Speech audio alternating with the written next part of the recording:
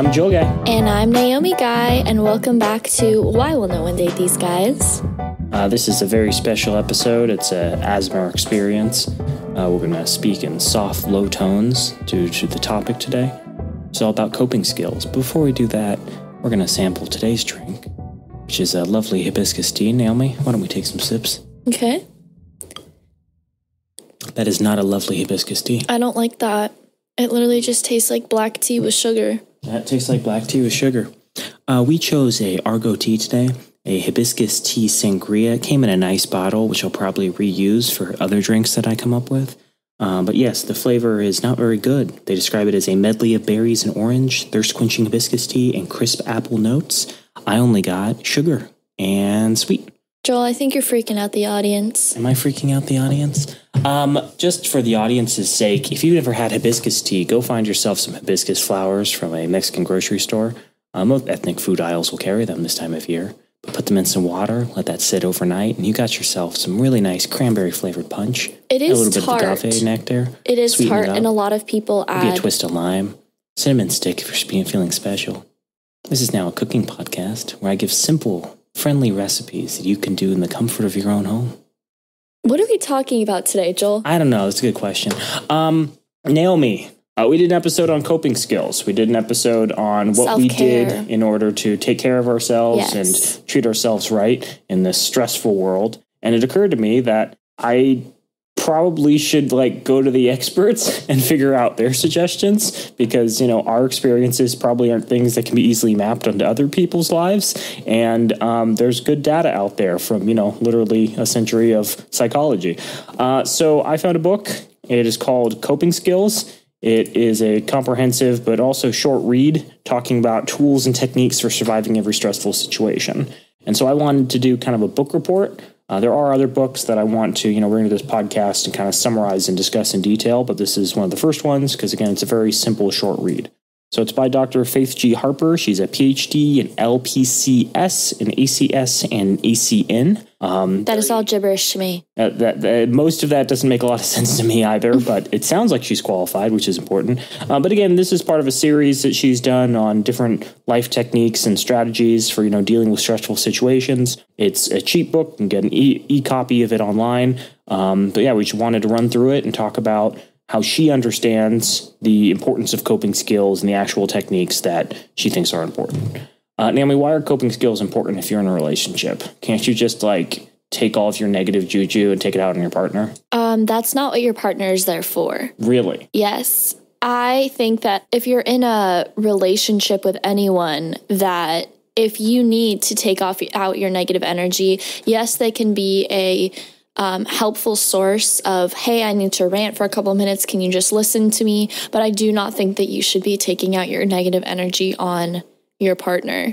Absolutely. I think that's a very, very bad idea. And your relationship will get it'll come to a quick end if you continue to do that. Yeah, 100%. So the first question she, I think, answers in this book is why coping skills are important. And I think a lot of people listening are going to be rolling their eyes too. They're like, well, coping skills mean that someone's dumb and pathetic. It's a continuation of a process to infantilize Zoomers and millennials. When people talk about safe spaces and, people's need for to be shielded from the harsh realities of life, I think coping skills are what they think of. Now, she, on page 9, talks about this and says that needing coping skills is not a sign of weakness or mental illness. It means you are a normal human being navigating a truly abnormal culture. Lily Tomlin once said, reality is the leading cause of stress amongst those in touch with it. There are a few things that are complete and fundamental truths about yourselves and why you sometimes are struggling and need coping skills. First, there are no such things as wrong responses, only adaptive ones. Second, what you have survived has wired your body to proceed with extreme caution on an unconscious level at all times. Third, you're not choosing to shut down. Fourth, it's not a mental illness, it's a physiological state of the human body. And fifth, you're not crazy by having coping skills. You've adapted to the environment around you with the only information that you had at the time, your previous circumstances. So she jumps into a lot of definitions, so we fundamentally understand what she's talking about. I would normally gloss over these, but I think there's a lot of misconceptions about some of the terms she uses, so I want to talk about those. So pages 14 and 15, she talks about stress, and she says, in a clinical sense, stress refers to any event that requires an output of resources. Stress can be good as in like an output of resources to create art or run a race or finish school, or it can be bad, coping with a car accident or an illness or being terminated from a job. Whether the situation is good or bad, we can hit a point where we run out of resources that we need to cope with a situation.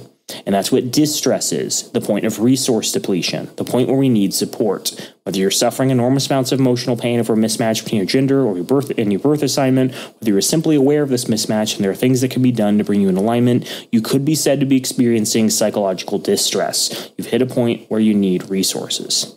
Amy, are you ever stressed? Yes, all the time. Yeah. When you're stressed, do you have like an immediate knee-jerk reaction to feelings of pressure, or do you just kind of like let it wash over you and slowly like until you're underwater and have to come up for air? I think it depends on the situation, because like the biggest source of stress in my life is school right now. And I think that like in those situations, it depends like, okay, yes, there's a big assignment like due. It's either due in a week or it's due tomorrow. So it's like if it's due tomorrow, I cry and then I plan out as much as I can. And then I like start to do the project. But if it's a week from now, then I'm like, I'm stressed about it, but then I just go to sleep. Nice. Yeah. Yeah, I had this weird experience yesterday. I was doing good all morning, and then I had to head to my part-time job where I do like management work for a restaurant, and I get there and immediately I'm told there's a giant issue with the water heater, and I need to either help them fix the water heater or figure out how to fix the water heater. But that's not your job. It's not my job. So not only is it not something I'm actually skilled at, i.e. plumbing, it's also not something I've ever actually done for this restaurant. And so then they're like, oh, we'll go talk to the management of our property, because the management of the property will probably have some connections of like people you can use to solve your plumbing related issues. And I'm like, I've never spoken to the management of the property before. Also, I'm dressed up like a normal employee, and I've seen how they interact with normal employees. It's not with respect. And they're like, yeah, don't worry about it. We're busy. And I'm like, oh, okay. So I headed over there and had to ask and brought them over. And we took a look, and then I had to call a bunch of contractors, and it was stressful. I wasn't a fan.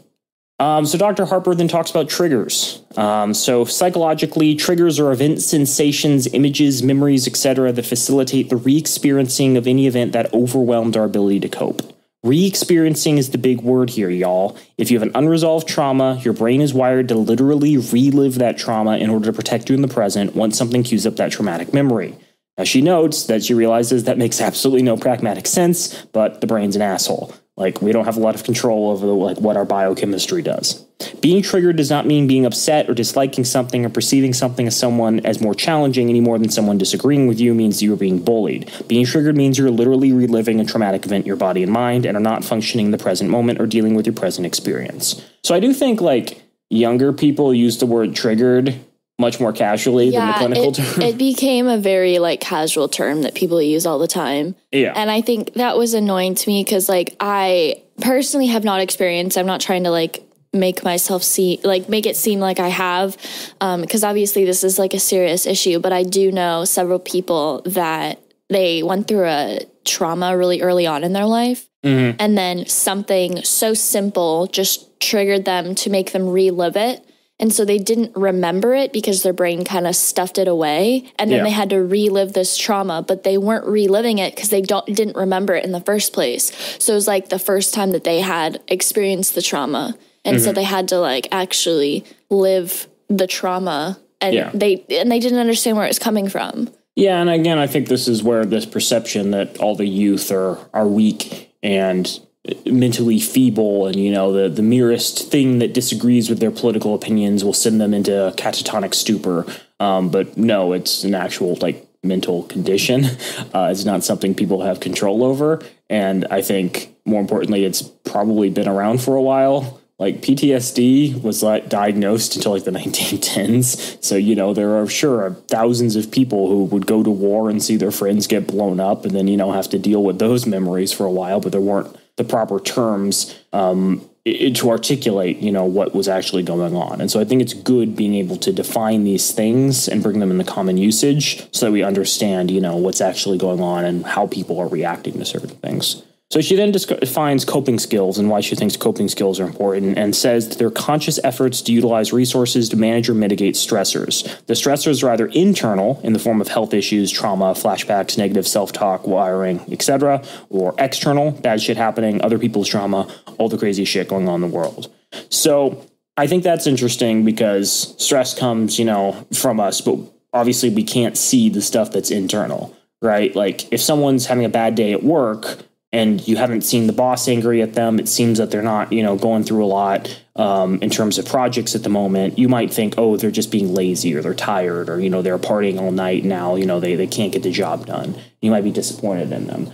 But at the same time, they could have a lot going on internally, or, stuff at home that you haven't seen. I think that's always important, where we make assumptions about people based upon their actions, but there's a lot going on that we're unable to see and notice and recognize.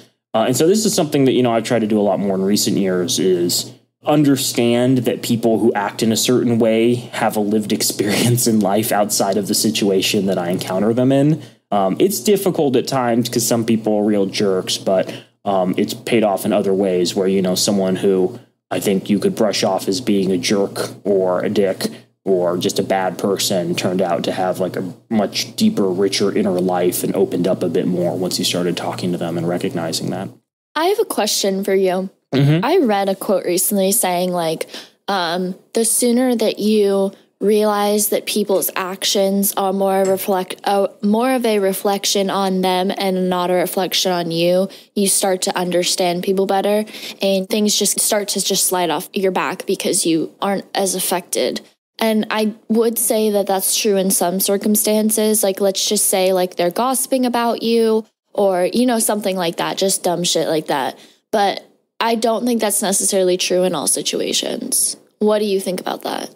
I've never heard of that quote. Okay. I don't know where you'd get the idea that other people's actions would be a reflection on you. No. It's a reflection on them more than it is a reflection on you. That's what I'm saying. Yeah. I don't know why you would think it was a reflection on you in the first place. Well, because when you're a kid and your parents yell at you and they're like, I'm mad at you because you did this or something like that. So it's that's a direct... No, I would say it's more like when you're a kid and a family member dies and you think it was somehow your fault or your responsibility. Okay. And I think that is a childlike notion that you are the only person in the world and everything that happens is directly linked to you. Yeah. That maybe a lot of people don't learn. Yeah, I think there's a lot of truth to that. People do things for a lot of reasons. Ultimately, I think you're responsible for very little. I think a lot of our lives are governed by forces outside of our control. So I think there's some excusing, people's behavior, but at the end of the day, I don't know if that reflects on you in any way. Okay. Does that make sense? Yeah. I'm feeling suddenly very, very, very spiritual. It's probably the tea. I keep lapsing into this casual ASMR voice, so. I feel like it's the tea. Maybe that's the secret ingredient. We have a lot to get through, so maybe I need to pump up the energy. Okay, so Dr. Harper jumps into the three main responses that you have to external stimuli that is stressful, stimuli that might cause a fight, flight, or freeze response. So people typically think of fight and flight, but there is a third one that's well documented. It's called freeze, and it answers the question, why don't people fight back or run away in stressful situations? So a freeze response is no more a failure than any other protective coping strategy and is nothing to be ashamed of. Peter Levine, an American clinical psychologist, states that there are 4 potential evolutionary survival benefits to the freeze response. And when we say freeze, we literally mean freezing in place, not moving, not reacting, maybe curling up in a ball. Most predatory animals won't eat an animal they believe is already dead unless they're already really hungry. Most animals have encoded information that meat that is already dead may be spoiled and therefore is a risk to eat. It is more difficult for predators to detect prey that is not moving, so immobilization shuts down all movement responses. Even if we are trying to be still and quiet, it's difficult to do so unless we have become biochemically immobilized. When one animal collapses in a group, this distracts the predator from the rest of the group, allowing their escape, and the freeze response releases a numbing agent in the body that makes the pain or attack more bearable. Freeze is, again, something that I think a lot of people ignore. We were talking about consent and sexual assault and victim blaming a couple episodes ago. And I think a lot of people are like, why didn't you fight back? Why didn't you run away or anything? It's most people probably aren't going to have that reaction. They're going to have the freeze reaction. Yeah. So again, these are hard coded into our, DNA in our brains. It may be possible with, enough training in stressful situations to kind of unlearn those. Obviously, it's something the military tries to do, but I don't think that's something an ordinary person would has the psychological ability to do. I don't think that's something that's taught in schools. It's something you, I think, consciously have to be trained to unlearn. So we're super good at getting ourselves in trouble in the following ways. We have coping skills, but they're unhealthy. We have coping skills, but they stop working. We don't have enough strategies to fall back on when the skills that usually work don't work. We forget to use our strategies in the moment. We aren't sure what strategies we should use in these situations. So even people who have comprehensive training can still fail to respond in a proper way in a stressful situation. It's why if you take CPR training, one of the first things they say is point at people, like a specific person in the crowd, and say, hey, you call 911. Because most people milling around, someone who needs first aid, they aren't thinking, oh, I should be doing help. They automatically are thinking other people might do it. Or they're just paralyzed because they don't know what to do. And they don't have a good reaction for when, there's someone gushing blood or not breathing in front of them. So, that is a tip for CPR. Always have someone call 911. Single out people, call 911. That's super helpful. And if anyone in the crowd asks if you're a doctor, always say no. Always. What's that supposed to mean? No, because I heard this freaking story about this guy who was on a plane and somebody was like, help, I need a doctor. And he was like, I'm a doctor. And he gets up and he was like, I performed my first tracheotomy today. And let me tell you, I did not succeed, but damn, was it thrilling. He was not a doctor. This feels very anecdotal. Call me crazy. So, again, it's totally possible that you're going to take some of this training and listen to this episode and still not have proper responses. And this stuff does take time. Don't beat yourself up. This is a lot of work to learn and kind of unlearn your brain's coping strategies. So, take all of this, internalize it, try to practice it in your day-to-day, but don't feel bad, ultimately, if you're not able to use it when stressful situations occur. So, what are some real-world examples of studying successful mental health tricks? And it turns out the Navy has spent a lot of time studying what makes people successful. They have very intense boot camps and really high dropout rates. It's 75% in the Navy SEALs dropout rate, and that's already people who have been selected. So it's already people who are thought to be, mentally and physically astute. But the military spends their money on things other than testing LSD on the Unabomber, teaching men to remote view, or trillion-dollar airplanes that never work. They do things like studies where they try to do meta-analyses of the most successful troops. So they wanted to know, what happens to the 25% of people who do make it through training. And they found that it was probably mostly mental ability, not physical ability. There were 4 essential abilities that were later named the 4 pillars of mental toughness, and they represent a seriously well-woven set of coping skills we can all learn from. So there's 4 pillars, Naomi. Pillar 1 is very short-term and very specific goal setting. Pillar 2 is positive mental visualization. Pillar 3 is positive self-talk. And Pillar 4 is managing self-arousal. Not that, you perverts. Pillar 1, very short-term and very specific goal setting. Goals that are going to take a while are sort of vaguely nebulous or recipes for disaster. We need a quantifiable ending, and we need to see it right up ahead. Navy SEALs who focused on getting through the training activity at hand rather than the overall course were far more successful in finishing the entire program. They would say things like, okay, let me get through this assignment, I can always quit after, and that's how Dr. Harper says she actually finished her doctorate program. That's Naomi, how is that smokers something you do it. That's how smokers do it? Yeah, they're like, oh, I'll take a smoke to get tomorrow, but tomorrow never comes. So they just keep saying, oh, I'll take a smoke tomorrow. Oh, I'll take a drink tomorrow. Addicts just do that. I've heard this as a strategy for coping with depression, because when you're depressed, you don't want to clean up your house. You just want to kind of lie in bed all day. Yeah. And so you set really small goals for yourself where it's okay, I'm going to get out of bed. Okay, I'm out of bed. I guess I'm going to brush my teeth and then go back to bed. Okay, well, my bathroom's kind of dirty, so I'm going to, straighten up, put the towels in the washer, and then I'm going to go to bed. And, it's breaking stuff down to the smallest parts so that you're not thinking about how big the enormity of cleaning up your house and getting, yourself out of your stupor is. So pillar 2 is positive mental visualization. This means mentally watching yourself successfully complete the task you set out to accomplish or endure the bullshit you need to endure. We are wired for the negative as a species survival skill, which means we can visualize failure, which leads to the brain saying abort mission. We can replace that automatic response with a positive walkthrough and a successful outcome, and we are far more likely to make it happen if we do. Naomi, I've just spoiled the entire Secret series. Do you want to know what the secret is? The secret is positive mental visualization. I'm not going to lie. That also is kind of the background of like all the Joel Osteen televangelists, where they're like, if you envision yourself rich, God will reward you. And so you just have to think really hard and send me money and I'll help you. And let me be clear, I'm not conflating this with the kind of like pseudoscience, pseudo-spirituality stuff that those people promote. The reason I think they promote it is because they recognize so many people use that to find success. And so it's good advice mixed in with a lot of negative stuff. It's the same reason that like in Fight Club, there's a lot of actually good advice for living your life interspliced with let's just blow up society and make soap from people's dead bodies. It turns out that if you're a successful cult leader, you actually have to give people good life-affirming advice, not just like really shitty stuff that separates you from other people and makes you turn over all your checks and money to them. Anyways, positive mental visualization. Naomi, is this something you use at all? I have a really hard time using visualization.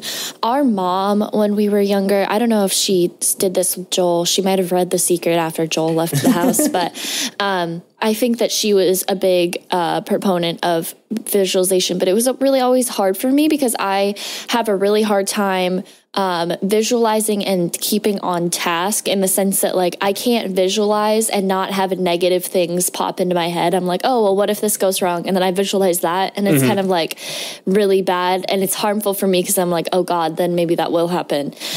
So that's why I don't visualize. Well, I mean, I did read something recently that apparently new research is indicating certain people just don't have the ability to like mentally picture things. Like they can think about stuff, but like coming up with images in their brain about what's going on is very difficult for them. So that's why there's 4 pillars. 3 pillars can still hold the table. It's fine. There are 2 backup strategies.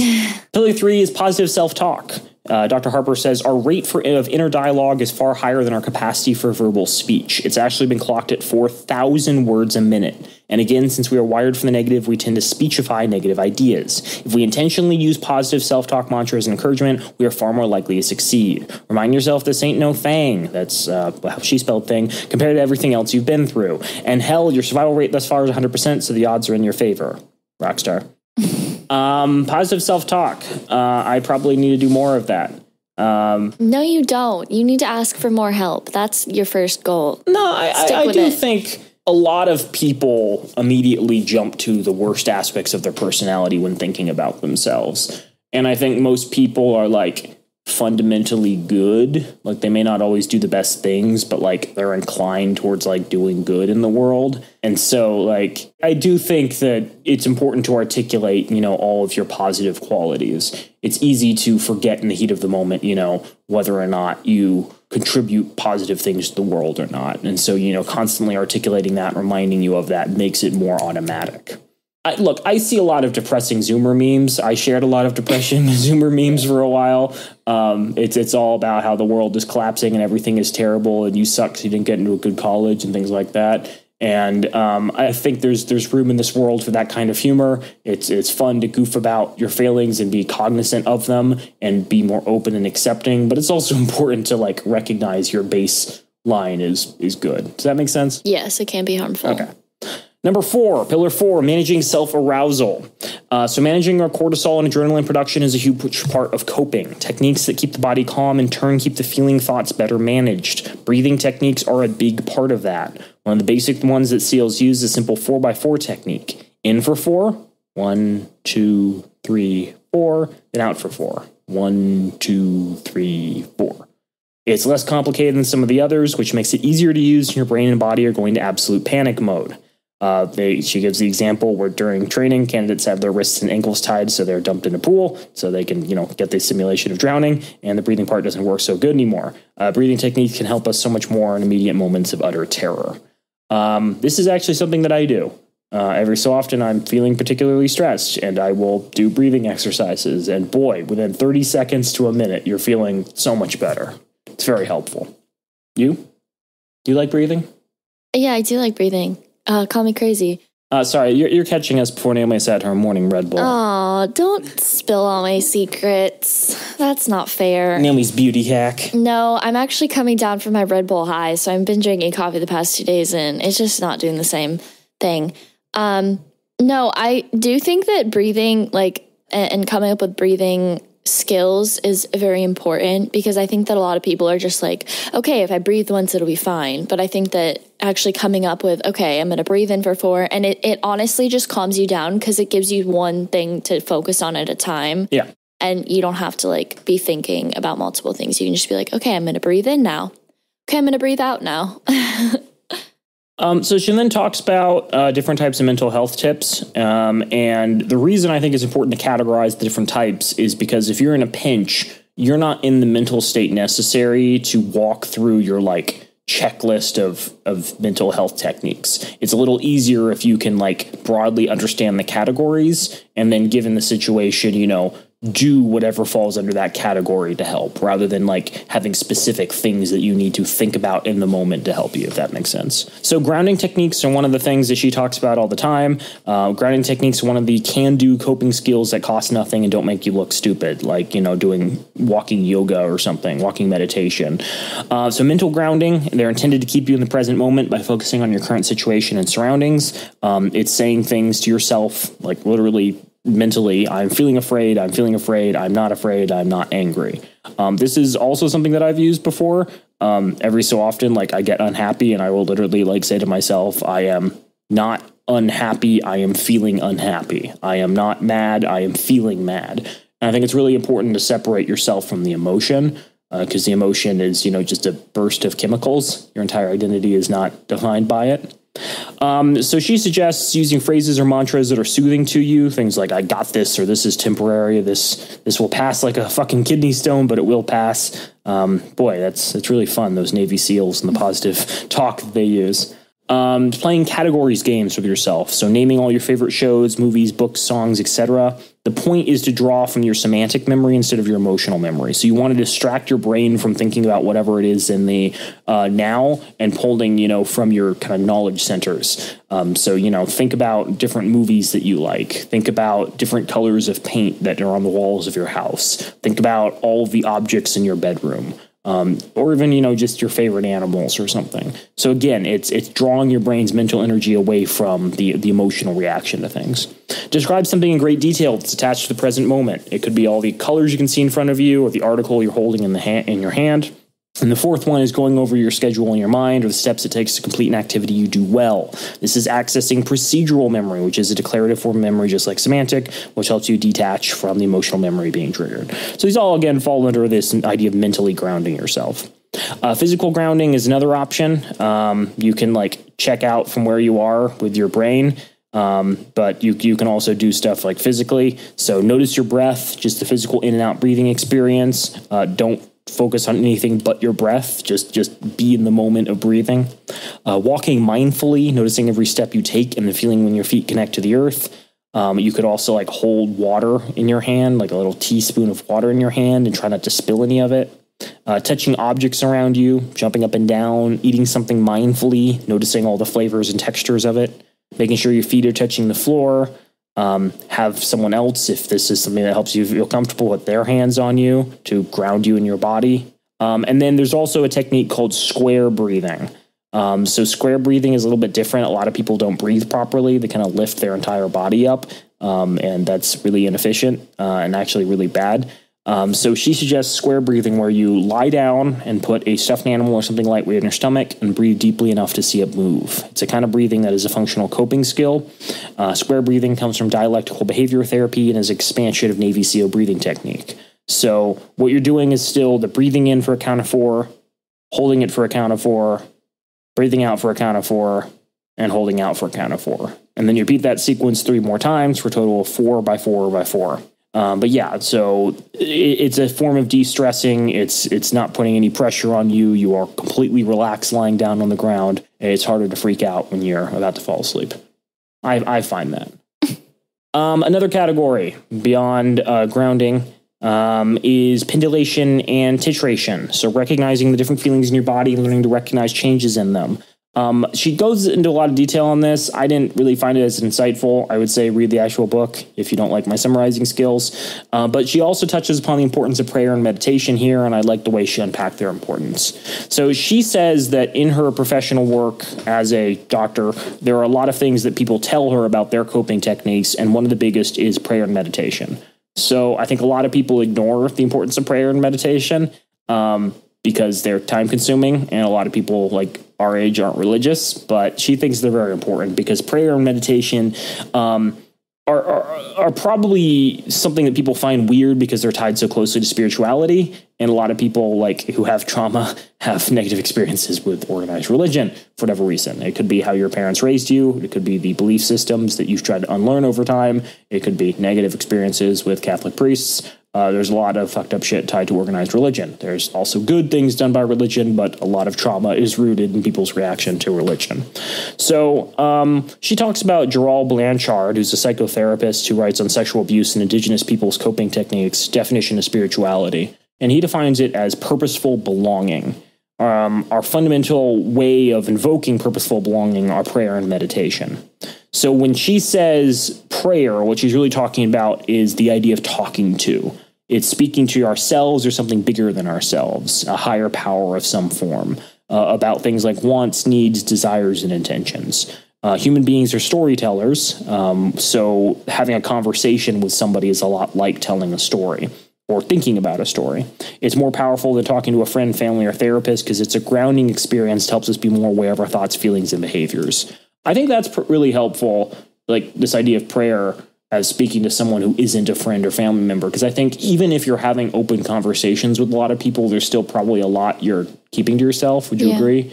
Yeah, I mean, there's a lot of situations, like I hate it so much where people come into my office and I'm like, how's it going? Right? Like, what's the right reaction to that? The only reaction I know is, good. How about you? I say it's going, and then I'm silent after that. I also sometimes say it goes, which is the literal interpretation of the German response to wie geht es? Es geht, it goes. I find that's kind of cute. It's my little, meme. Naomi's giving me a very angry eye. She wants to get through this, get back to her Red Bull. I'm not angry.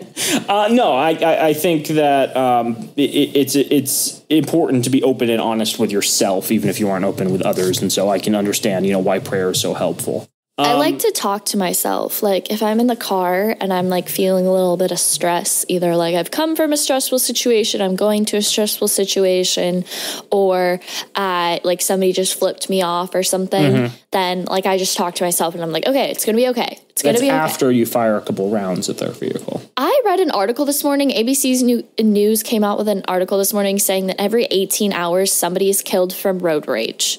We don't have a gun problem in this country. No, I want that on the record.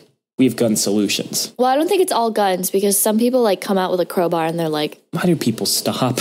Because we don't have healthy coping mechanisms in this country. Yes. So if prayer is talking to things, then meditation is listening to things. Meditation is the process of quieting ourselves down enough to hear what's going on inside us.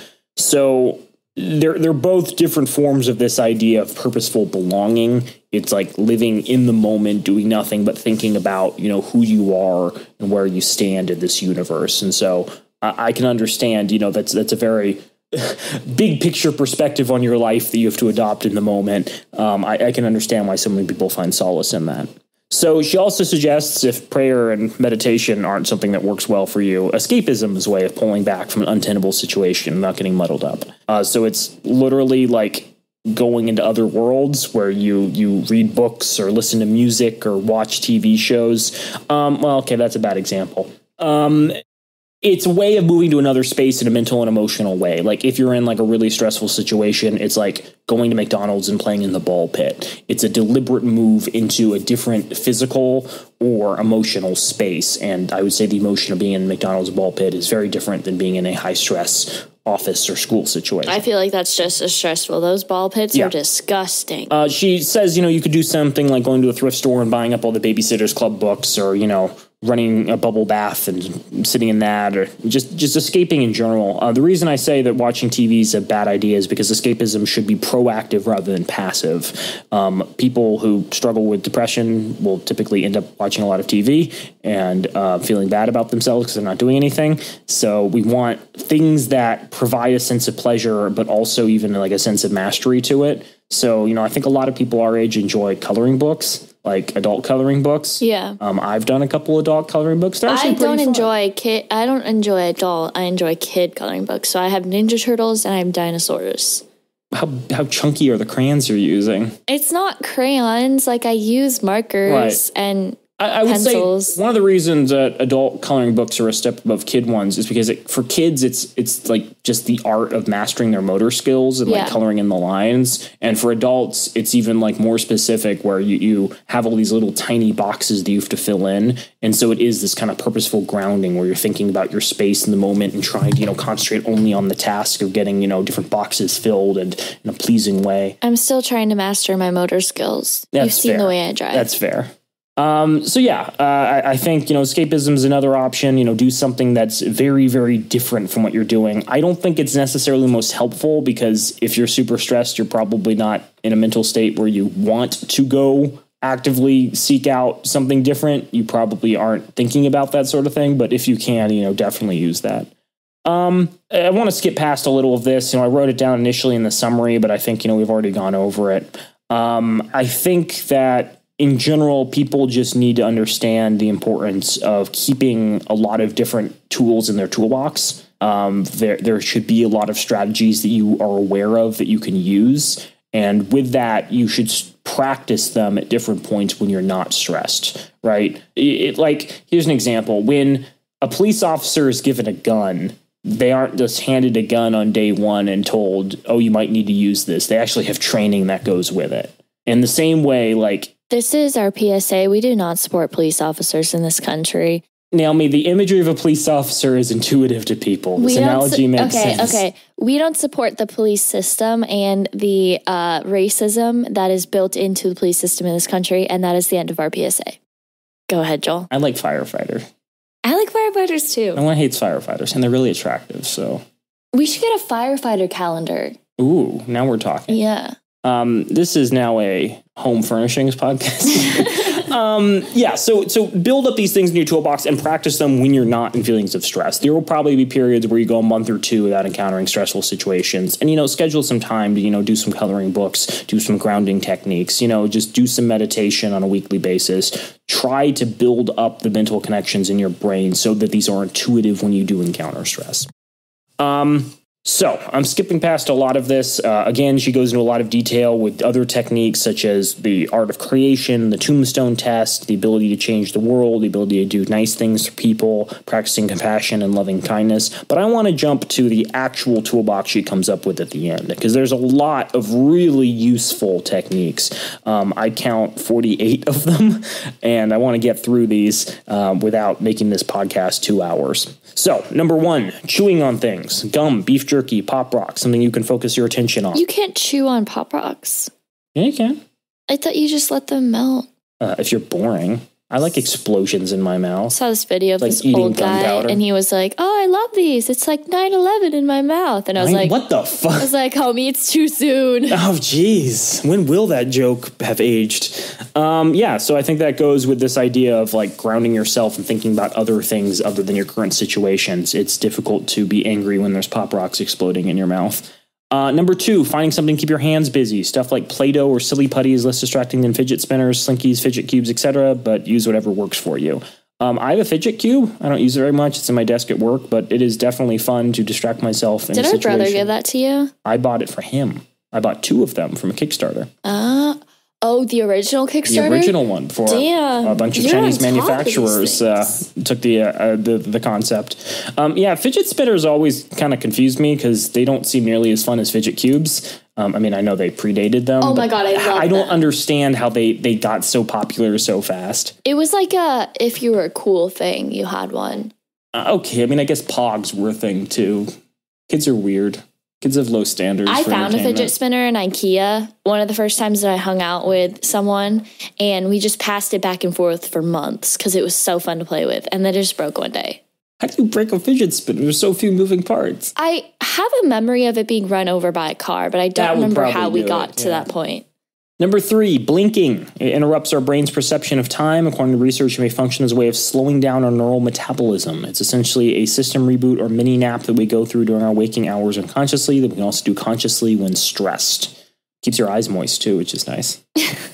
Number 4, attach a calming scent to feeling calm, happy, and relaxed. Lavender can be a good one to use. It has calming properties in its own right. You can do that by intentionally smelling a certain scent you feel calm and relaxed, like after meditation or guided imagery or exercising. Carry a drop of the scent on a cotton ball in a Ziploc baggie or a small container. And when feeling stressed, open it, inhale the scent, and reconnect to a calm feeling.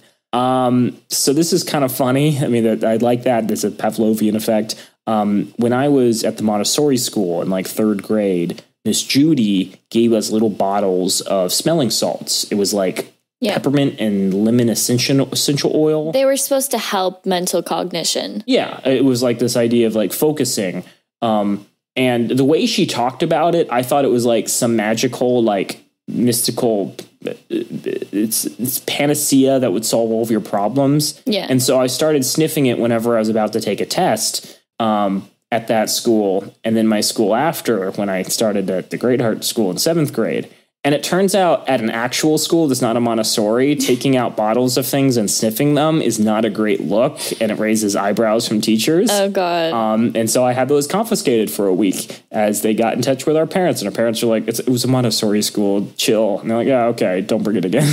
No, you had that happen to you. And then when I was in middle school, Dad was like, oh, here, this will help your cognition, your mental cognition. It was like rosemary oil. Mm-hmm. And so he was like, I don't want what happened to Joel happen to you. So he like had me like put it like on my wrist or something. And I'd like smell it. And like, I think it was more of a placebo more than anything. Our father, the drug fiend. Our father, the drug fiend.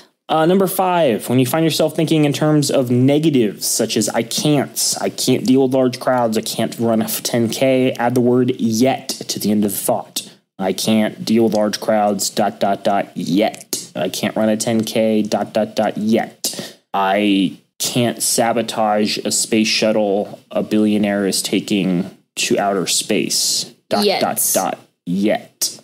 That's going to be so fun. When like Richard Branson and Jeff Bezos both cut corners, so they could be the first person in space, and then tragedy. Are you saying first person in space because the moon landing wasn't real? First asshole in space. Oh, Most astronauts seem like pretty stand-up people. Yeah. So it opens you up to the possibility of working towards being able to do it later rather than getting stuck in a cycle of negativity.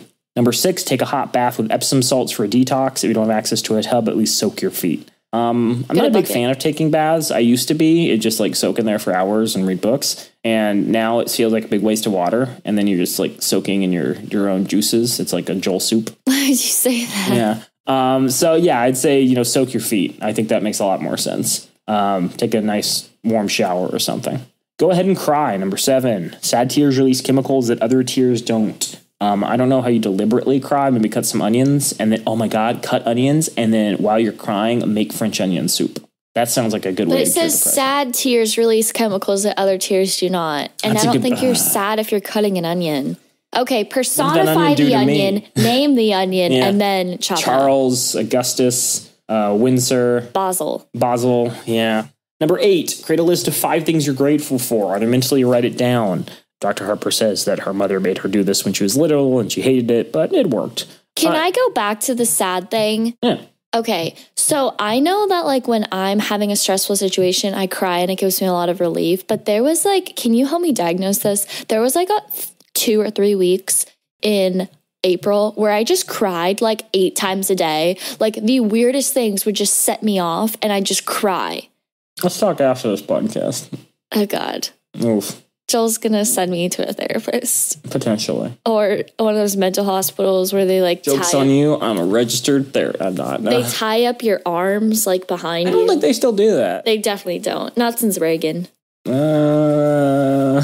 Wait, it was Reagan, right? I think our coping skills commentary is better than our political commentary. Sorry. Number 9, take off your shoes and socks, connect to the earth beneath you. We were talking about grounding earlier. This is called earthing.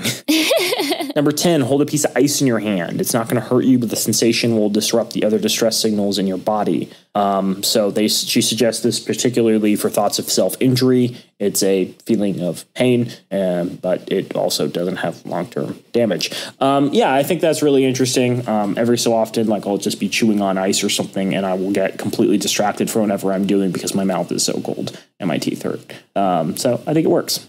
Number 11, count backwards from 100 by threes. I think that's pretty helpful, but none of us are particularly good, I think, at adding or subtracting numbers, especially backwards. I'm not good at it.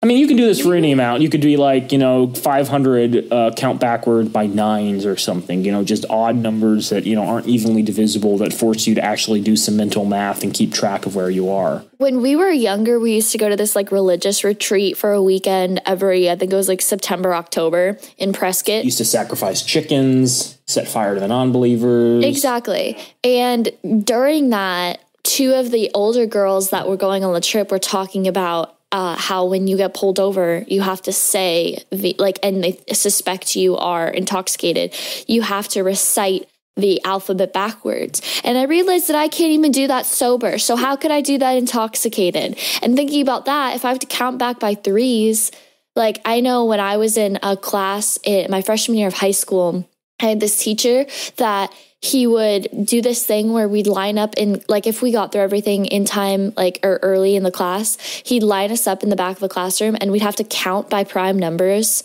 So we'd go from 1 and we'd go up to however far we could go. But if somebody messed up, we'd have to start over. That was Orletsky. What a person. 12, look at cat videos online, or pygmy goat videos, or panda bears, or puppy dogs. What is a pygmy goat? Pygmy goats are just really small goats. I'm familiar with, I think it's shrieking goats. It's the goats that they freeze up.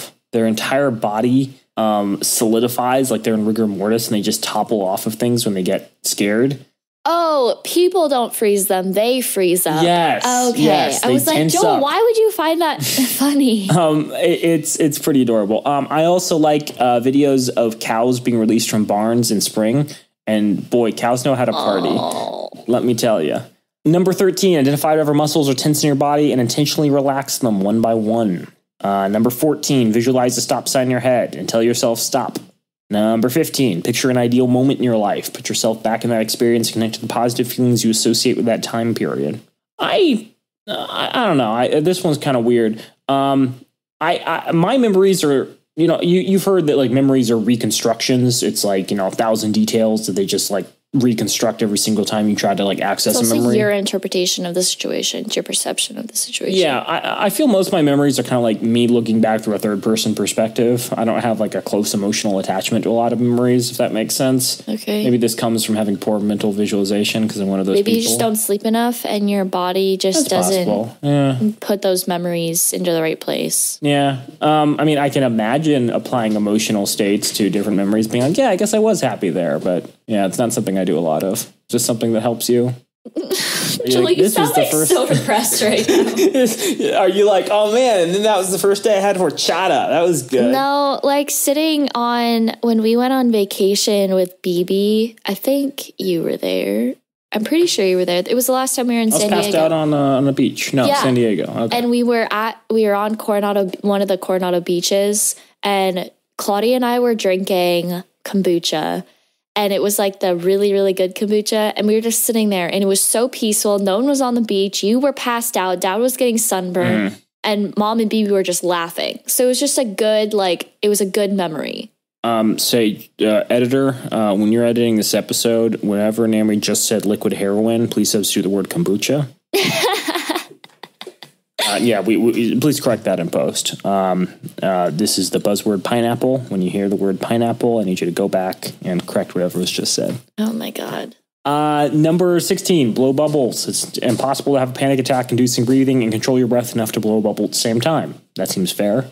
17, get under something heavy. Weighted blankets are great, but whatever blankets you have that will also do, pile them on you. Or crawl between the mattress and the box spring of your bed if that won't induce any claustrophobic feelings. As a general rule, you want a weighted blanket to be 10% of your ideal body weight if you're an adult for maximum effect. And for kids, about 10% plus a pound or two. Last summer, I was living with Mom and Dad because I got kicked out of my dorm because of COVID. Well, she was also throwing cherry bombs in the toilet. That's true, too. And when I was taking 10 credits over the summer because I was like, oh, I have time to do this.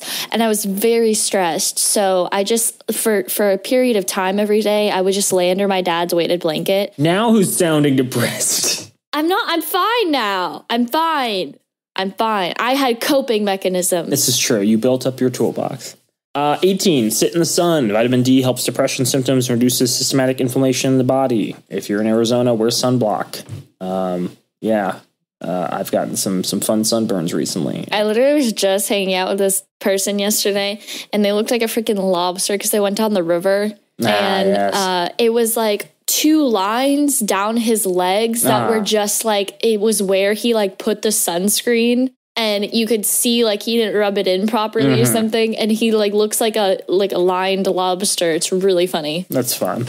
19, gentle yoga poses known as forms facilitate body awareness. So if you don't know yoga, there's some pretty easy forms you can do. I would say even just trying to touch your toes is good enough for getting that body awareness. Number 20, emotional acupuncture, known as tapping or EFT. I'm not too familiar with emotional acupressure. Apparently there are a lot of YouTube videos on it as well. I'd say also in terms of YouTube videos, watch some ASMR videos of just people making ASMR. ASMR. When I was younger, I used to have asthma. I think there's plenty of emotionally coping resources online, whether it be funny videos or like actually useful guided meditation. There's just so much content on there. Please look for, mental well-being videos. I'm sure there's an entire subgenre.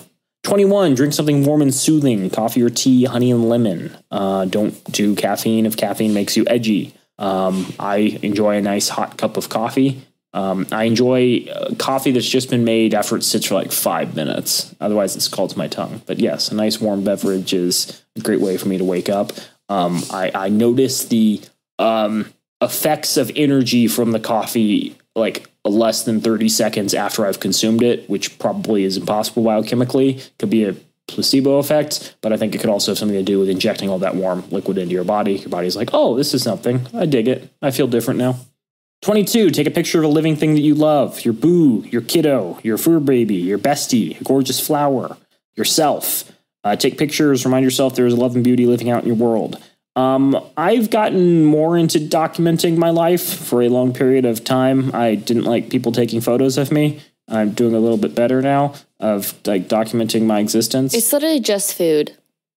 You only take pictures selfies with food. It's always the same face though. You're always like. That translates really well in audio. I think that it's important to remind yourself of who you are as well as who you were. I think the self is this constantly evolving construct where like we refine our mental image of who we are on a very regular basis. And so it's helpful having like set periods of time that you can look back and see, whether it's through like journal entries or actual photos. I think, if you're unhappy with who you are as a person, it's really helpful taking photos because, 3-5 years down the line, you can look back and say, this is how far I've come. So documenting stuff, I find that helpful. Create a tiny treats budget, hit the thrift or dollar store. When Dr. Harper said she was raising her daughter on $18,000 a year and living off of food stamps, one of her favorite treat activities was buying a $1 bottle of nail polish and giving herself a miniature pedicure. She says creating a tiny fun budget for yourself, something in the $1 to $5 range is really helpful. It's something that's like bubble bath, cheesy book, a new mug for the sweet and spicy tea. This is not a physical thing, but I did have a folder in my computer that was like a tiny treats budget whenever I did well in speech and debate in high school. It was a copy of Joe Espito's You're the Best on MP3. I'd only listen to that when I had actually won a round. And then it was a picture, which I'm sure I can find for you, that was called Breakfast of Champions. And it was a photo that I really liked that I could only see. And Breakfast of Champions is like half a watermelon, a handful of rice crackers, and a bottle of Shiraz. And I thought that was really funny, but I could only stare at that image when like I'd done well. You're looking at me, and this is my coping skill, so you can't judge me for this. I'm not judging you. Yeah, it was great. Write a letter to someone you love or appreciate. Number 24, tell them what makes them so special to you. You can send it or not send it, but sending it might be a great boost that they personally need. I think that another coping skill is, I know that like some people, I've had friends that have a really hard time like stop if they like are in a toxic relationship or just a relationship in general where they break up with someone and they still want to talk to that person, but they can't text them or talk to them every single day like they used to when they were in a relationship. They start a journal of all the texts and all the things they wanted to say, but they can't now. And I think that this is a really good coping mechanism because you feel like you are letting it out, but at the same time, you're just keeping it to yourself. So I think that's a good way of coping with things. Yeah, definitely. I mean, number 25 is the same one. It's, similar one is writing a letter to yourself, past self, future self, current self, who could use some support and words of wisdom. I've used a program for actually probably 6 or 7 years now called Future Me, where every year you write a letter and you send it to your email, and a year later it'll arrive in your inbox. I like getting emails. Yeah. It's like, oh, someone wrote it to me. Oh, it's me in the past. How incredible. It me. But no, I think it's interesting, sort of sharing your mental state and where you stand in the world with, again, a future version of yourself. I think it's easy to forget, how far you've come, how your problems and good things in your life have changed over time. I then copy that letter and include that in my next future letter. So, now I have a document of, 6 or 7 years worth of me's that I can refer back to as needed. I think it's cool. You look disappointed, but when do you? I don't look disappointed. 26, taking one toxic or suspicious thing out of your life for 21 days, a food, a substance, a shitty human being. Ask yourself how you feel. Do you feel any better? What happens when you allow it or them back in 3 weeks? Does your body say no? I think that's really interesting. I think there's a lot of things people put up with. There's a phenomenon I've heard. It's like the missing stair effect, where like if you walked into a house and there was a stair missing, you'd be like, that's really weird. But like if you walk into a house people have been living in for a while and there's a stair missing, they're like, oh, that's just the missing stair. Our house, for instance, has weird like circuits, and every so often we'll turn on the microwave and everything will shut off on that wall and we'll have to reset the breaker. It's actually just haunted. And I think most people who moved into this house would be like, we should probably fix that. But we're like, no, that's just a part of it. It's just quirky. And so in the same way, I think a lot of people have been living with things for a while, whether it be someone negative in their life or some bad thing in their life that maybe doesn't make them feel good. Just have learned to live with it. They've learned strategies to allow them to like mitigate the impact it has on their life. Just give it up. Try it for a couple weeks. It's so don't toxic to do that though, because like I know so many people that they'll like be dealing with a toxic situation, and I'm like, hey, block this person. Tell them that they don't have a place in your life anymore, and move on because this isn't helping you long term. And they're like, oh, but that's rude. And I'm like, it's rude to yourself to keep that person in your life. So why would you continue to do that? Yeah, it's, every so often I hear, someone's like, well, I really want to break up with, my significant other, but they've threatened to commit suicide if I do it. And that's emotional abuse to the nth degree. Yeah. If someone says that to you, yeah, you're in an emotionally abusive relationship, hands down. That's the reddest of red flags. Yeah, you're not selfish for wanting to leave that.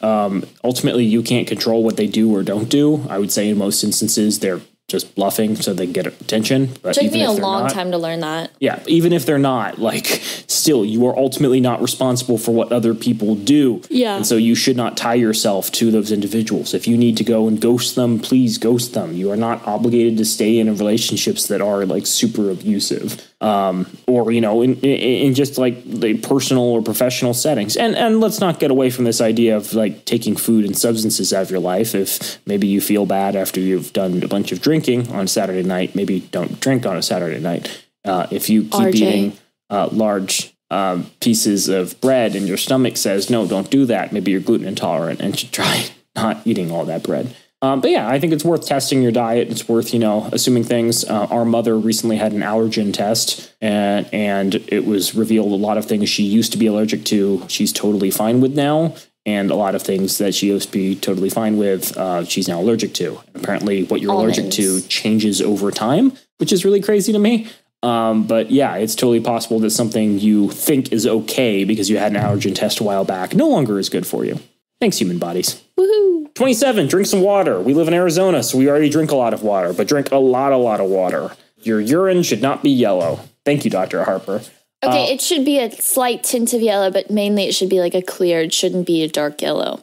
They installed charts at my work above the urinals that are like, hey, this is how much water you should be drinking if your urine looks like these colors. And they have this like dark brown one at the bottom that's like, yeah, this one probably means eternal bleeding. You should go to a doctor if you see this. You're horribly dehydrated and have health issues. I learned in my bio class that if your pee smells like sweet, it means that glucose is coming out through your pee, which is not a good thing. It probably means you're diabetic. What if I just had a lot of glucose for dinner? Like a big thing, I don't know, corn syrup. Your glucose should never be excreted through your pee. That makes sense. Okay. But yeah, so water is vital to the body and to the brain, improves our memory and our concentration. So you want to drink lots of water. I will temper this. I will say more people die in marathons from overhydration than underhydration. So if you feel full to the brim and your belly is taut like a drum and you're making sloshing sounds, please stop drinking water. That's a bad idea. Go to the bathroom. 28, reflect on something you do hella well. Ask yourself, how do you get so good at it? And how might those skills translate to this situation? 29, make a list of things that don't need to be changed in your life. Figure out what works just fucking fine. Number 30, have sex, cuddle with someone, get a light touch massage. Just think about someone you feel close to. So physical touching releases oxytocin. Deep tissue massage decreases cortisol, but light touch massage releases far more oxytocin. Oxytocin is a peptide hormone that facilitates connection and empathy. Childbirth, nursing, things that are related to like the act of birth release a lot of oxytocin. So like mothers are very closely bonded with their kids through the simple act of like just raising them, which is interesting. 31, if you're not a big fan of touch, nurture relationships in other ways. Send someone a text or email thanking them or telling them how much you appreciate them. Deepening our connection, people has a stronger positive correlation to our health than smoking has negative, such as like with cancer. Deepening our connection with people has a stronger positive correlation to our health, and smoking has a negative correlation to cancer. I don't know if I buy that. Number 32, strike a power pose. Tons of research shows that we can stand like superheroes, legs apart, arms on hips, elbows bent. We feel more powerful, to the point that standing like this for 2 minutes decreases cortisol, the stress hormone, and increases testosterone, our engaged to win hormone. Channel your inner Wonder Woman or Black Panther, y'all. So I actually listened to a TED Talk a couple years back talking about this, and I think it was for one of my classes in high school. But basically it was talking about this power pose where you stand in it, and even if you feel awkward doing it like before a test or a big like presentation or something, and you feel awkward doing it in front of people, go to the bathroom and like stand in a stall and just do it, because it'll give you like 30 seconds to a minute. It'll give you a sense of like of confidence that you wouldn't normally get. And I don't know why, but okay, I just explained why, but it'll help. Number 33, take a tech break. And can I say, I initially typed this as break, as in BRAKE, which is equally appropriate. Set up a schedule for checking your messages and social media rather than be obsessively constantly checking it. Some people have gone so far as to gray out 111 their phone screens without... What does that say? Okay, whatever. I'm skipping over that. Without the bright colors to entice you, we are far more likely to fall back into the rabbit hole of mindless scrolling. So I know that Joel does this where he like puts his phone on black and white mode and like takes away the colors. So it's not as like, it doesn't give our brain the happy content that it wants. Yes.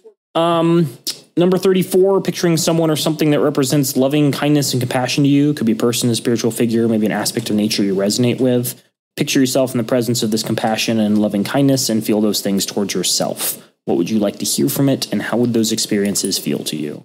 I think this ties into spirituality. I think a lot of people have close personal connections with religious icons. I think, people who are into tarot have a similar connection to a lot of the figures depicted within the tarot canon, especially the major arcana. I think it's helpful walking through those conversations, even if, you're not a particularly religious person. Just like, how would you talk to death? How would you talk to life? 35, trying a Tibetan singing bowl. The concentration it takes to make it hum is sort of like blowing bubbles. You have to focus so much on that, you can't focus on other stuff. 36, doing something slowly, slow it way down and be super mindful. Or pick a task that requires time and mindful attention, like making risotto. I think that kind of ties into this idea, if you're like doing deliberate walking and carrying a teaspoonful of water and trying not to spill any. It's actually really difficult doing stuff slowly. I think a lot of people are accustomed to like accomplishing stuff in very quick periods of time, and they have to walk through every step much slower than normal when they can't just automatically do it. You know, your brain gets wired to perform certain functions. When you actually have to think about every step of the process, your brain's like, whoa, stop it. Hate it. Plan a dream trip, number 37. Is it a vacation or a learning experience? Where will you go? What will you do? More importantly, what amazing foods will you try? Plan out all the details. You've now got an amazing goal to work towards. So I have heard from a number of people that they actually enjoy planning trips more than they enjoy going on the actual trip. So if you're one of those people, I think that this would really help. I like to, like for me, for instance, a really fun part of getting ready for a trip is planning out outfits that I'm going to wear on the trip. I think that that's really fun. And like, even if you aren't planning on going on a trip anytime soon, or you just like want something to plan for, maybe just plan your outfits or plan, I'm going to eat just drunken noodles when I go to Thailand. Like, that's the only thing I don't know if that's a traditional dish. Is drunken noodles a traditional dish? I couldn't tell you. I think most cuisine in America has been modified in some way. Okay, fair point. Number 38, pick an anthem song. Play that shit when you need a pick-me-up. Sing along loud. Joel, what's your anthem song?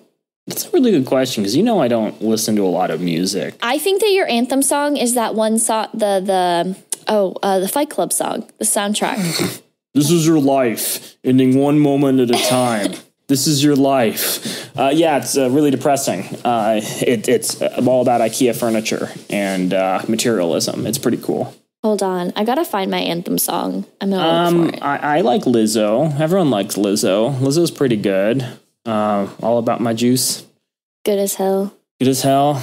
I can't say I'm ever gonna feel the pleasure of. Ooh, a good throwback for everyone is "Fly" by Nicki Minaj and Rihanna. Throwback, you say? Naomi, what year was that published? Probably like 2009, 2010. I don't know. Good God. Oof. It's like that old movie, Little Mermaid. I really love Machine Gun Kelly for like anything, so I think that it can be sad. It can make me cry. Or the metric is Machine Gun Kelly. Interesting. Number 39, smudge that shit. Burning sage and other herbs kills toxins in the air and improves brain functions. Burning and producing smoke is better, but you can also use like sprays, sprays of essential oils, so you don't set off smoke detectors. Lavender spray. That is pretty nice. I do enjoy burning candles. Candles are nice. I've done incense. Incense is annoying just because it's messy. You get that like powder at the end. I like candles because they're self-contained. Yes, I agree. 40, set your intention by saying it out loud, not just thinking it. It adds an auditory cue, making it more likely to stick. 41, do 5, 7, 8 breathing. I think she's cheating by having all these breathing exercises mixed in. You're essentially breathing in for 5 counts, holding for 7, exhaling for 8. Number 42, take a break from your comfort zone. Take a different route, even if it's just to your mailbox. Chew your food on the other side of your mouth. It will feel really weird, especially if you're a creature of habit. And you need to pay attention to how these changes affect you, so it gives you something new to focus on. 43, make a list of things you look forward to. If the list seems small, create things to look forward to, like a cupcake date with yourself at the end of the week. Anticipation produces dopamine before you even get the reward. So that's like cheating. Set up a lot of like little things on your calendar. Just be like, cupcake date today, tomorrow, Wednesday, Thursday, Friday. I heard this person that was like, I'm going to work from home and every day starting with T. Tuesday, Thursday, today, tomorrow, Saturday, Sunday. Make a list of things you look forward to. Number 43. Number 44. Are you really furious about something? Try the 60-minute anger package from Julia Samuel's book Grief Works. Do 10 minutes of journaling, 20 minutes of running or other cardio, 10 minutes meditating, and 20 minutes of watching or reading something funny. 45. Shift your language. Say I don't instead of I can't. Instead of making demands to others, state your preferences to them and label it as such. Language shifts add ownership to your experience and decrease the power of struggle. Make one small but healthy change for 21 days and then see how you feel afterwards. It's number 46. Don't do like a huge diet shift. Maybe switch out 1 dairy milk for almond milk. Maybe do 5 minutes of stretching in the morning before going to work. Maybe switching to half caff instead of fully caffeinated coffee. Something that can have a huge impact without a ton of extra stress and planning. 47, try a cue-controlled relaxation technique. Just tense and relax certain muscles in your body at a time so you can connect and feel the difference. When we're upset, we tense our muscles in certain patterns as part of a fight, flight, freeze response. And by connecting back to our bodies, we can start to unpack these patterns. So when they occur, we know where to focus our relaxation efforts. Number 48. Channel your inner Dr. Phil. Step outside. No, he's a terrible what's going person. on mentally for a moment and ask yourself, booming Texas drawl included, how is that working for you? This our uncle or Dr. Phil? Isn't intended as a mechanism of self-shaming for whatever response you are having. Remember, responses aren't good or bad. They are all adaptive. But this does not let you step out of the cycle of response for a minute. Judge if it's an adaptation that is helping you through the current situation in the healthiest way possible, so you can adjust as need be. Great person, Dr. Phil. I'm sorry, I'm listening to other podcasts. He's not actually a doctor. Yeah. He's just Phil. He's a chumbo. Okay, so we've gone through 48 techniques. I hope none of our listeners fell asleep. If they did, I hope they're having a great nap to the soothing sounds of They fell asleep asthma. to our soothing voices. This is true. Our wonderful asthma. So the idea, of course, of this episode was to give you a lot more tools in your toolkit to both understand and actually do stuff to improve your mental health and not get stressed at stressful times. But I think there's one other thing that Dr. Harper includes, which is perhaps even more helpful than that, and that's helping other people cope. If you think these techniques are stressful, they will also be helpful for other people. At least that's the theory. Now, one of her suggestions is to give them a copy of the book, which is, I'm sure, a great way to sell stuff. It's like, have you heard of this new coping skills book? But I would personally recommend it. It's a very quick read. It's, I think, less than 100 pages, and the language is very simple and straightforward. Big font. And again, if you're in a super stressful situation and can't think of, the techniques you need, it's good to have a kind of a desk reference on hand. But if, you don't want to give a copy of the book or you just listen to this podcast and don't have anything written down, there's a couple of other things you can do. So the first one would be honoring people's experiences and emotional responses. Anything, of course, we feel is valid and real. We shouldn't discount people's experiences. That can happen later if, they're in a less emotionally fragile state, to, walk them through, why they were feeling in a certain way and whether or not that was valid. Recognize no one goes from 0 to 100 instantaneously. We kind of discussed it earlier, but there's a lot going on under the surface that is not immediately obvious. It's not just that the boss yelled at them. It's not just that they're behind on stuff. It's possible there's stuff going on at home. It's possible, they're in debt to someone. They're hungry. They need a Snickers bar, all that good stuff. So if someone flips out, the likelihood is it was the last straw on top of a lot of other things. It's very unlikely that, somebody just is so emotionally charged that they're, blowing up at every opportunity. I was given a tip recently, from someone that was in a long-term relationship that was every time that we get into a bickering situation, I always ask the other person, or the other person asks me, hey, have you eaten enough today? Do you need something to eat? Have you slept enough? And I think that that's good in some relationships, but I know that in some relationships, people take that as if you're already in set state of fighting right. mode, then you're gonna be oh, well, you're just trying to demean me, and you're just thinking. Yeah, that goes back to number one, honoring their experience and emotional response, right? They think it's real. They're going to feel insulted if you immediately are saying, well, your emotions don't exist. It's just you being hungry. No, I don't think that's necessarily true, because it's okay, maybe we should just have this conversation once everyone has eaten, once everyone has slept correctly, and then if you're still feeling this emotional response, let's talk about it. But I think you're right, it can work in certain relationships, but I think if in most people it'd be a guy talking to a woman and being what, are you on your period or something? Joel's just saying that if anybody said this to him, he'd fight them. No, I'm saying that, again, it seems most people in the moment aren't going to be rationally processing things like that. They want an opportunity to vent. They want someone else to have an emotional reaction so that they can feel satisfied and correct. I don't think anybody who's angry or super unhappy is going to recognize the validity of what you're saying. So again, that conversation can have been later, hey, I notice whenever you haven't eaten for a long time, we get into fights. I don't think it needs to happen in the moment, I guess is my point. Without saying you understand exactly how they feel, because you don't really know exactly what they feel, a lot going on under the surface, remember? Discuss your own experiences with coping with tough times. Talk about who and what helped you the most. Talk about where you maybe had to recognize that your very real feelings weren't always representative of reality due to your own emotional history and how you shifted your thinking. Elicit hope for the future. It's like that Robin Williams scene with his wife farting in Good Will Hunting. It's a very touching scene. We love you, Robin Williams. He's like, my wife used to fart a lot in her sleep, and everyone cries. It's a really tragic scene. Matt Damon and who else is in that movie? The other guy, Batman, most recent Batman. Good Will Hunting has my recommendation. It's a fun film. It's not the deepest, but it's emotionally satisfying. Pulls the heartstrings. Help people figure out behavioral chunks they can tackle with your help that don't feel overwhelming. Maybe you can go over and help them clean up the kitchen. Maybe you can go hiking together. If it's an activity that benefits both of you, that's more the better, right? Right? Right. Right? Right. Go. Remind them that you only want to help if your help is truly beneficial. Don't do unwanted things. Don't make them feel like you have to assign you a task to make you feel useful. Tell them directly, I do not need to help you to make myself feel better. I want to help you if it will actually help you. I'm noticing a lot of patterns here where it's similar to hostage negotiation. I don't know if you've ever seen Mine Hunters on Netflix. No. Yeah. So a lot of hostage negotiators will use similar techniques when they're talking to people. It's, I recognize you as a human. I want to, help you out. I want to prevent the police from killing you outside. What's going on? How did you get to this place? And I think police interrogation, does something similar. Again, if the tactic works, it works in a lot of contexts. It's not, a one time only. It obviously has a lot of use. But no, I think, the fact that it's used in so many other situations is indicative of its utility to your personal life.